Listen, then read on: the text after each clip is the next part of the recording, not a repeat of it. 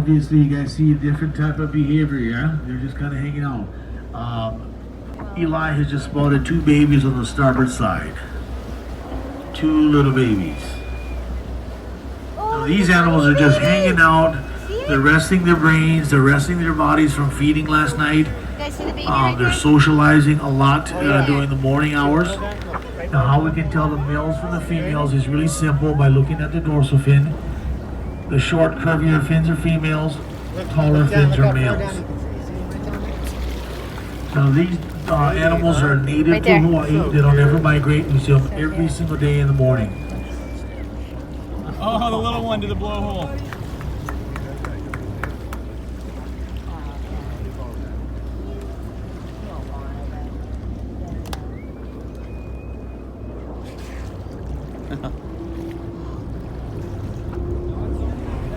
So many of them.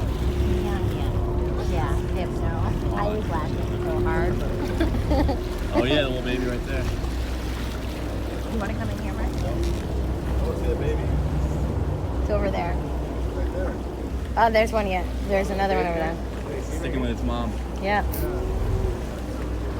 So It's cute. always